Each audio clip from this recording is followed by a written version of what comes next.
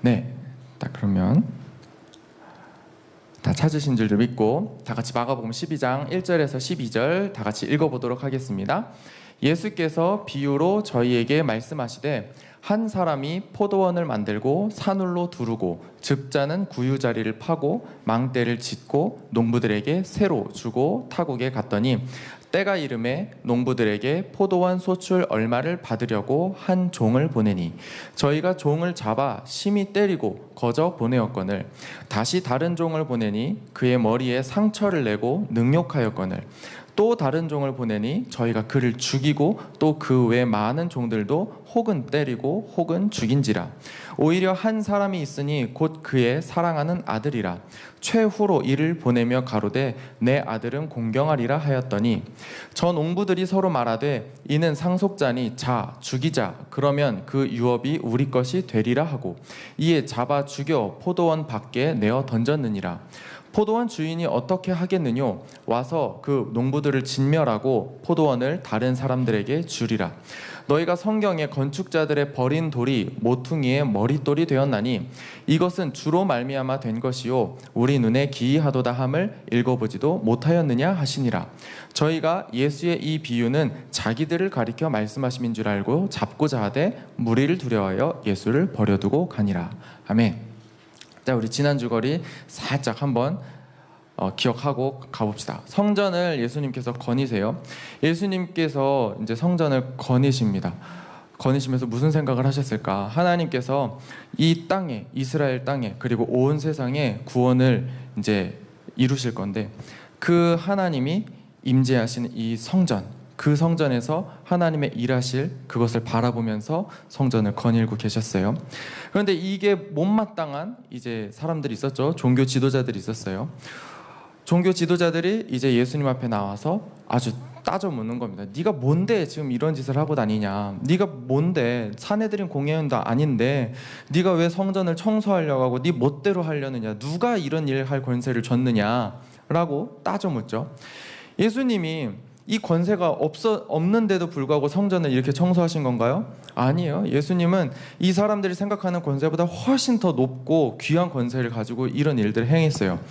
내가 하나님의 아들의 권세로 왔는데 내가 하나님의 아들인데 이런 것도 못하냐? 라고 예수님은 말하실 법도 하지만 예수님은 끝까지 자기가 누구이신지를 말하지 않으십니다. 예수님은 이 종교 지도자들한테 이렇게 얘기해요.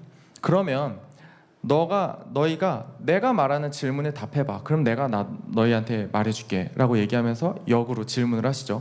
세례 요한의 세례가 하늘로부터 온 거냐 사람으로부터 온 거냐 라고 질문을 하시니까 이 종교 지도자들은 이제 말문이 탁 막혔죠.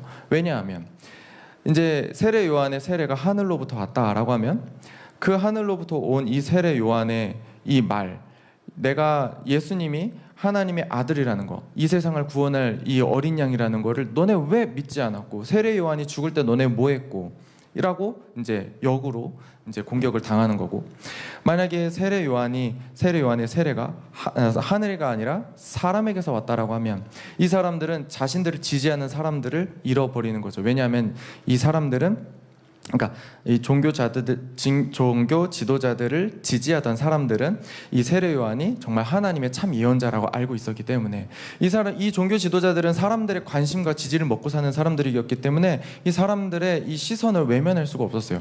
그러니까 난처한 상황에 처했죠. 그랬더니 종교 지도자들이 몰라, 내가 그걸 왜 너희한테 얘기해야 돼? 라고 얘기하죠. 예수님한테. 그러니까 예수님이 뭐라고요? 그래? 그럼 나도 얘기 안 할게 라고 하면서 이제 이 권세에 대한 논쟁이 끝나는 듯 했습니다.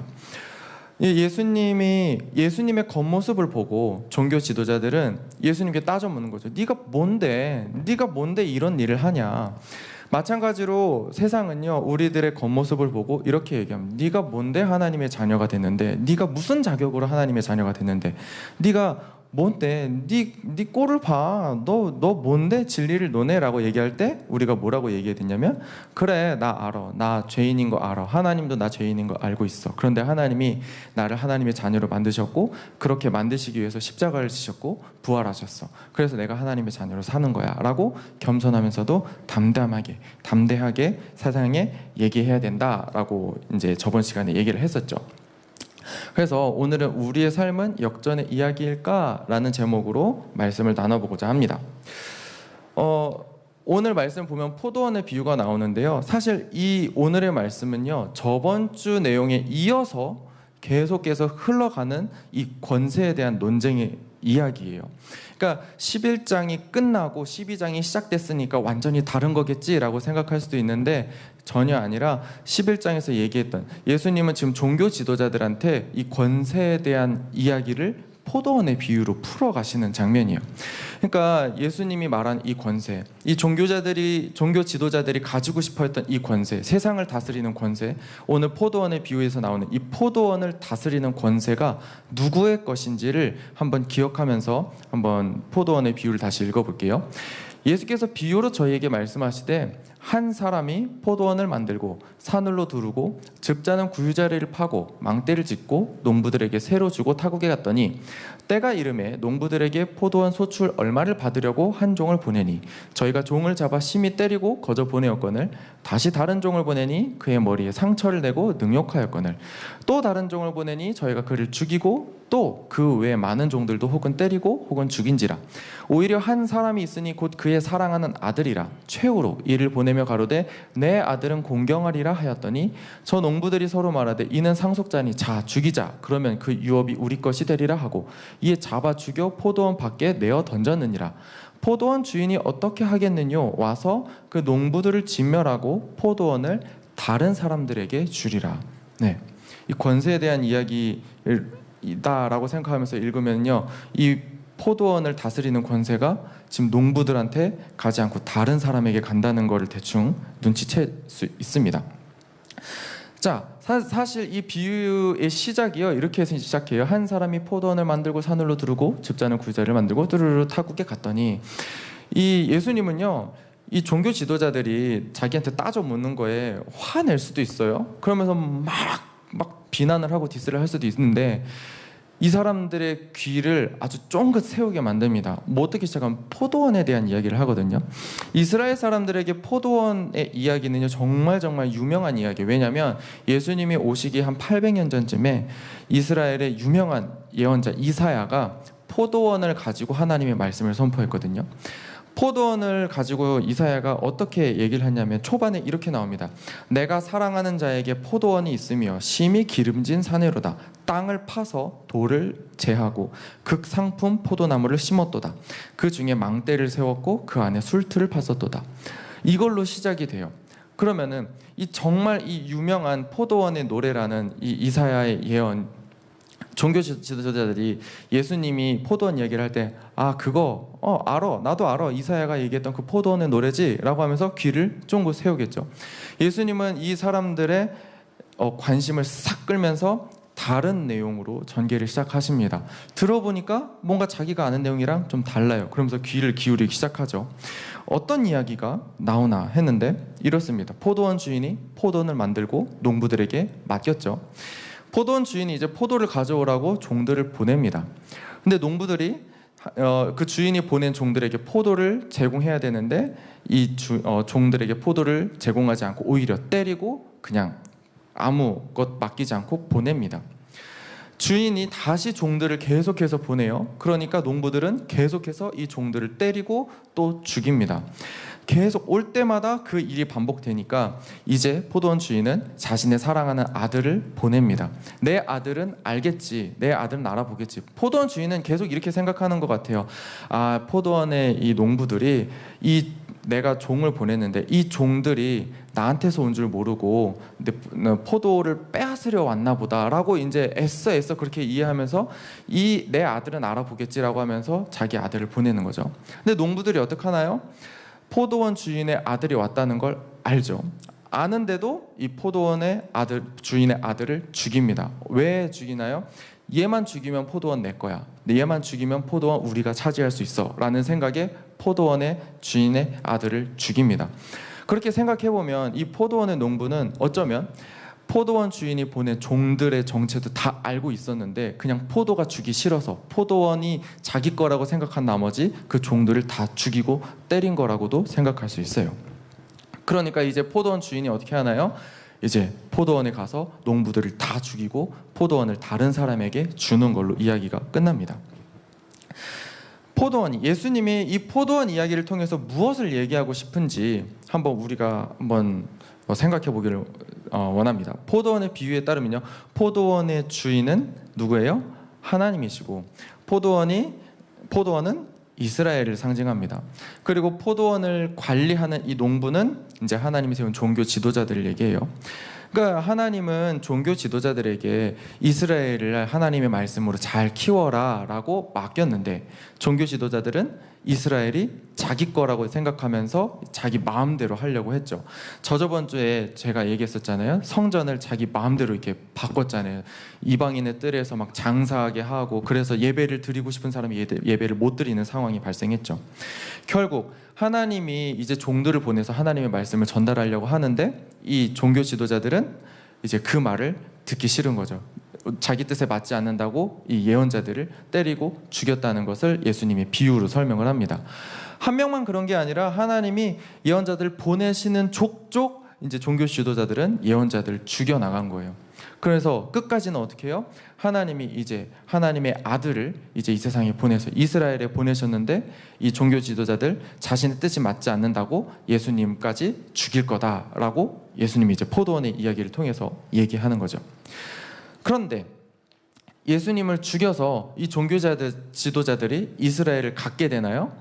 아니죠. 포도원의 비유에 의하면 하나님이 포도원을 다른 사람에게 맡겼다라고 합니다. 그 말은, 예수님이 정말 하고 싶었던 이 말은, 너희가 지금 종교 지도자들이 포도원을 지금 가지려고 하지, 이스라엘을 다스리고 싶어 하지, 그 다스리는 권세 너희 거라고 지금 생각하면서 이스라엘을 막 잡고 있지. 근데 아니야, 하나님은 너희 말고 다른 사람한테 줄 거야.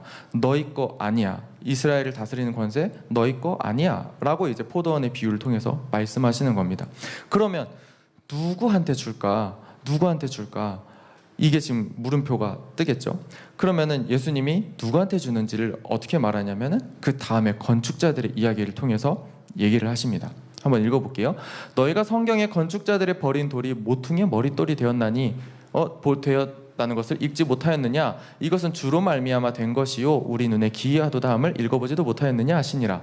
저희가 예수의 이 비유는 자기들을 가리켜 말씀하심인 줄 알고 잡도자 하되 무리를 두려워하여 예수를 버려두고 가니라. 이제 권세가 누구한테 가는지를 이제 건축자의 돌 이야기를 통해서 예수님은 말씀하세요. 건축자들은 자신이 생각하는 이 건물을 짓기 위해서 돌을 이제 고르죠. 반듯하고 예쁜 돌을 골라서 건물을 만들어야 되니까요. 자기의 뜻에 맞는 돌은 자기들이 고르고 자기 뜻에 맞지 않는 돌은 버립니다. 근데 뭔가 자기 뜻이라고 하니까 아까 포도원의 비유랑 겹치는 어떤 한 등장인물이 있죠. 포도원의 농부들이 자기의 뜻에 맞지 않는다고 하나님이 보내신 종들을 죽이고 때리고 심지어는 포도원 주인의 아들까지도 버리고 죽였잖아요. 건축자들, 그러니까 예수님은 이 종교 지도자들을 건축자들에 비유해서 다시 말씀을 하시는 거예요. 그러니까 종교 지도자들은 그러니까 예수님을 버릴 거예요. 그런데 이 버린 돌이 뭐라고 돼요? 모퉁이의 머릿돌이 된다고 얘기를 하는 거죠. 모퉁이의 머릿돌 하면은 여러분들 무슨 생각이 드세요? 모퉁이의 머릿돌 하면 모퉁이돌 하면은 이제 영어로 하면 코너스톤이죠. 모퉁이에 이루고 있는 이 돌을 얘기하기도 하고요. 또는 머릿돌이라고 이제 하면은 요걸 얘기해요. 아치를 만들 때 아래에서부터 이렇게 쭉쭉쭉쭉 쌓잖아요. 그러면서 이제 점점 돌을 기울여 가다가 마지막 가운데 돌을 탁 하고 넣는 순간 아치가 완성이 돼요. 반대로 이 가운데 돌을 쓱 빼면은 아치가 무너지는 거죠. 어쨌든 모퉁이 돌이 됐든 머리 돌이 됐든 이 한 건물에 있어서 가장 중요한 돌을 말합니다. 가장 중요한 자리에 있어야 되는 돌을 말해요. 건축자들이 자기 뜻에 맞지 않는다고 버린 이 돌이 가장 중요한, 그 건물의 가장 중요한 위치를 차지하게 된다. 이 말은 종교 지도자들이 자기 뜻에 맞지 않는다고 예수님을 죽이고 버리지만 이 예수님이 가장 중요한, 이스라엘의 가장 중요한 이 머릿돌, 모퉁이 돌이 된다라는 거죠. 그러면 다시 이제 얘기해서 예수님이 포도원 이야기와 건축자의 돌 이야기를 통해서 지금 뭘 말하고 계시냐면, 종교 지도자들에게 너희가 가지고 싶어하는 이 다스리는 권세 너희 거 아니야. 이거 누구 거냐면 너희가 지금 죽이고 버리려고 하는 내 거야 라고 말씀하시는 거예요. 그러니까 그렇게 귀를 쫑긋 세워놓고서 막 뭔가 흥미로운 얘기를 이렇게 전하는 듯 싶었는데 사실 알고 보니까 건축자들 너네 아니야, 니네 거 아니야, 내 거야 라고 얘기하는 거죠. 건축자, 이제 종교 지도자들이 이 말을 듣고 이 건축자와 이 포도원의 농부가 자기들이라는 것을 깨닫죠. 그러면서 이제 화가 나서 예수님을 잡으려고 합니다. 성경에는 이 종교 지도자들이 예수님을 그냥 잡으려고 했다라고 얘기하지만 그 상황에서 예수님이 지금 디스를 하고 있는 상황에서 그 아무 말도 없이 예수님을 잡고 싶었을까요? 그냥 이 새끼 뒤질라고 이러면서 그냥 예수님을 확 잡고 싶었을 거예요. 그런데 이 사람들 보는 앞에서 그렇게 못하죠. 사람들의 시선을 먹고 시선을 먹고 사는 사람들인데 사람들 앞에서 품위를 유지해야 되니까 결국 예수님을 버리고 그냥 떠납니다. 네, 여기까지의 내용을 정리를 해보면요, 이렇습니다. 예수님께서는 지금 건축자들의 그리고 포도원의 이야기를 통해서 종교 지도자들에게 너희가 가지려는 권세 너네 거 아니고 내 거야 라고 말씀하시는 한편 예수님이 어떻게 죽을지를 이제 예고하시는 거예요. 포도원의 이야기를 통해서 예수님은 종교 지도자들과 뜻이 맞지 않아서 종교 지도자들이 예수님을 죽일 거다라고 한번 얘기하시고, 건축자의 돌 이야기를 통해서 이 종교 지도자들이 자기 뜻에 맞지 않는다고 자기를 버릴 거다라는, 결국은 예수님 자신이 나는 버림당하고 죽임당할 거야 라는 얘기를 이 두 이야기 가운데 꼭 숨겨놓고 계세요. 우리는 예수님이 어떻게 될지 미리 알고 있습니다. 왜냐하면 우리가 성경을 보았고 그리고 예수님이 부활했다는 거, 그리고 교회 머리가 되셨다는 것을 아니까요. 그런데 예수님은 실제로 이 포도원 비유와 건축자의 돌 이야기대로 다시 부활하셔서 교회의 머리가 되시고 세상을 다스리는 왕으로 지금도 일하고 계시죠. 예수님은 이 비유를 통해서 자신이 어떻게 죽고 또 자신이 어떤 권세를 취하는지를 우리에게 던져주고 계십니다. 결국 예수님은 역전의 이 드라마를 이루게 될 거라는 것을 우리에게 보여주고 있는데요. 우리는 어떨까요? 우리도 예수님처럼 이런 이 대역전의 드라마가 우리의 삶 속에 있을까요? 어떻게 생각해요? 에스더? 있을까요? 막 반전이 일어날 거예요? 에스더의 삶에 반전이 있을 거라 생각해요? 네, 잘 모르겠대요. 네. 있을 거예요. 물론이에요. 예수님이 그렇게 죽고 부활하신 것처럼요, 우리도 하나님께서 우리를 하나님의 자녀로 만드신 것도 반전이지만 정말 우리가 이 세상 다 살다가 이제 천국에 올라가는 그것조차도 대역전이에요. 하나님은 어떤 모습으로든 우리에게 대역전의 드라마를 만드실 겁니다. 이거는 확실해요. 믿으시기 바랍니다. 그런데 우리가 먼저 생각해야 된 건, 먼저는 우리도 고난을 당한다는 거예요.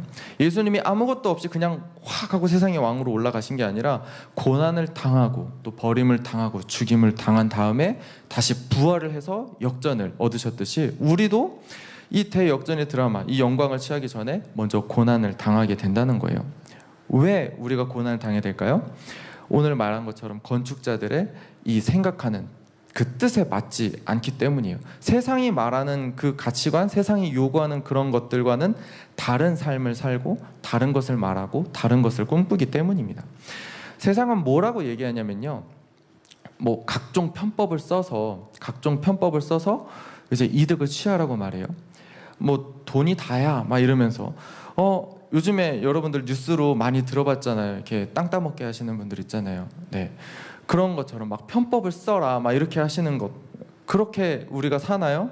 아니요, 우리는 그렇게 살지 말라고 해요. 하나님이 뭐라고 얘기하셨는데요?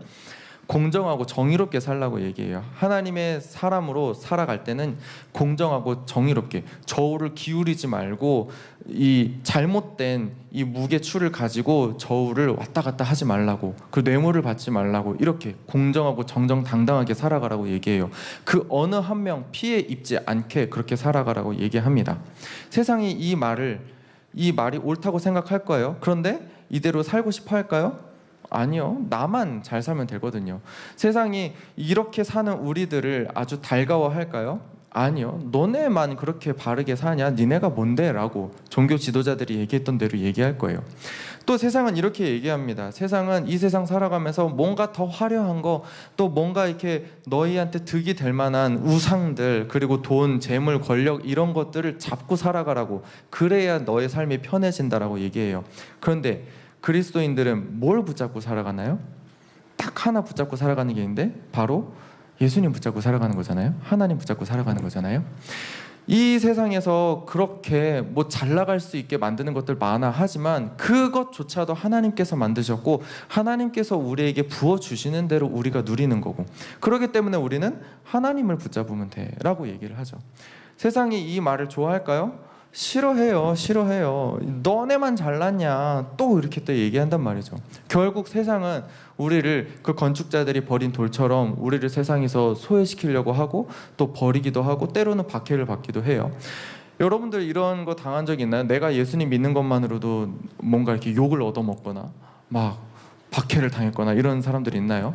있을 수도 있고 뭐 아직 안 겪어보신 분들도 있을 테지만, 아무튼 우리는 그 믿음이 있다는 것만으로도, 그 믿음대로 살아가는 것, 정정당당하게 살아가고 하나님의 사랑을 전파한다는 것만으로도 우리는 고난을 당하게 되어 있어요. 고난을 당해야 맞는 겁니다. 아무튼 그 영광, 하나님이 우리를 그냥 그렇게 놔두실까요? 하나님이 우리를 고난받게 그냥 놔두실까요? 아니요. 예수님을 죽음에서 부활시키신 그 하나님은요, 우리 역시도 고난 당하는 거 그냥 바라보지 않으시고 진짜 오늘 설교 제목처럼 대역전, 우리 인생의 대역전을 만들어내십니다. 세상이 우리를 미워하고 핍박해서 결국 우리를 짓밟고 우리 가운데서 이겼다라고 얘기하는 것처럼 세상이 흘러갈 거지만요, 결국 하나님은 그 모든 것을 다 뒤집어 엎으시고 우리가 당한 고난에 비교할 수 없을 만큼의 영광을 우리에게 안겨다 주실 겁니다. 이것은 100% 확실하니까 그것을 믿고 바라보며 나아가야 돼요. 예수님께서 죽음에서 부활하신 것처럼 우리도 그렇게 될 거예요. 그러면 우리는 어떻게 살아야 될까? 하나님께서 반드시 우리에게 역전의 삶을 보여주신다고 하셨으니 우리는 믿음으로 살아갈 수 있습니다. 소망으로 살아갈 수 있게 되는 거예요. 우리가 하나님이 나를 건지실 거야, 하나님이 나를 구원하실 거야, 반드시 구원하실 거야 라는 이 믿음이 있으면 우리는 고난이 닥쳐와도 살아갈 수 있어요. 고난이 닥칠 때면 닥칠 때일수록 더 하나님을 증거하며 살아갈 수가 있어요. 이것이 올바른 길이다 라고 얘기할 수 있는 겁니다. 그렇게 우리는 어떻게 살아야 되나? 예수님께서 십자가를 지실 때도 똑같았어요. 믿음으로 살아냈었어요. 믿음으로 십자가를 지셨어요. 하나님께서 이 일을 통해서 반드시 역전시키실 거야. 하나님이 반드시 이 세상을 구원하실 거야. 하나님이 나를 반드시 들어쓰실 거야 라는 예수님의 그 확실한 믿음이 있기 때문에 예수님도 십자가를 그렇게 지신 거예요. 히브리서 12장 2절에 보면 이렇게 나와 있습니다. 믿음의 주요 온전케 하시는 예수를 바라보자. 그는 그 앞에 있는 즐거움을 참으사, 그러니까 하나님께서 주실 영광을 참으사 그 십자가를 지셨다. 그 즐거움을 위하여 십자가를 참았다라고 얘기를 합니다. 그러니까 예수님도 하나님께서 주실 영광을 바라보면서 십자가를 견뎌내신 거죠. 우리도 하나님께서 주실 영광을 바라보면서 이 세상, 이 어려운 세상을 살아나갈 수 있는 겁니다. 어떻게 살아야 돼요? 하나님 말씀 붙잡고 살아가야 돼요. 하나님께서 내게 말씀하신 대로 하나님을 사랑하고 또 이웃을 사랑하고 세상에 정정당당하게 살아가고 어느 하나 피해 있는 사람들이 없도록 우리가 도와주고 섬기고 살피고, 내 손에 내 욕심만 가지고 살아가는 게 아니라 내 손을 펴서 사람들을 도와주고 사람들에게 베푸는 삶을 살아야 돼요. 고난이 오더라도 이 삶은 계속해서 살아가야 됩니다. 언제까지? 하늘나라 갈 때까지. 하나님께서 대역전을 우리가 사는 이 생에서 우리에게 주실지, 아니면은 우리가 정말 고생하다가 하늘나라에서 주실지는 아무도 몰라요. 하지만 하나님은 반드시 우리에게 그 하나님의 귀한 영광을 주실 겁니다. 그렇기 때문에 우리는 하나님께서 우리의 인생을 대역전하실 것을 바라보면서 나가야 될 줄로 믿습니다. 아멘이신가요? 네, 결론입니다. 홀마팀 올라와 주세요. 우리의 삶에도 역전은 일어납니다. 누구는 일어나고 누구는 안 일어나고가 아니라 100% 일어나요. 그렇기 때문에 믿음으로 살아가셔야 돼요. 막 내가 믿음이 있다는 것 때문에 사람들이 막 괴롭혀요? 그거 좋은 증거예요. 내가 진짜 믿음을 가지고 있다는 좋은 증거예요. 내가 이 고난을 뚫고 하나님의 영광을 얻게 될 거라는 아주 좋은 증거예요. 그렇기 때문에 우리는 더 믿음으로 살아갈 수 있게 됩니다. 믿음으로 하나님의 영광을 바라보며 살아가시길 바랍니다. 이 시간 3가지 기도 제목을 놓고 기도할 건데요. 첫째는 세상의 가치관에 흔들리지 말고 하나님의 말씀대로 살아가게 해달라고 기도합시다. 정말 우리가 가지고 있는 이 믿음을 흔들고 막 흐리게 만들고 이렇게 하는 것들이 세상에 정말 많아요. 믿음 없어도 살 수 있어 라고 얘기해요. 하지만 우리가 아는 건 믿음 없이는 구원받지 못하고 믿음 없이는 하늘나라에 갈 수 없다는 거. 믿음으로 살아갈 수 있게 해달라고 기도합시다. 그리고 2번째로 세상이 주는 어려움과 또 고난에 낙심하지 말고 하나님께서 주실 영광 바라보며 믿음으로 달려가게 해달라고 기도합시다. 3번째는 나의 삶을 붙들어 달라고, 또 하나님의 말씀대로 살아갈 믿음과 용기를 달라고. 이거 내 힘으로 불가능해요. 내 힘으로 할 수가 없어요. 정말 성령님이 내 안에 오셔서 나를 꽉 붙잡고 내가 한 믿음으로 살아갈 수 있도록 그렇게 만들어 가주시지 않으면 정말 이 삶은 너무나도 어렵고 불가능해. 하지만 성령님이 우리 안에 계신다는 거 여러분들 알고 계실 거예요. 성령님께 우리의 삶을 맡기면서 믿음으로 살아갈 수 있게 해달라고 이 시간 주여 3번 외치고 통성으로 기도하겠습니다. 주여, 주여, 주여.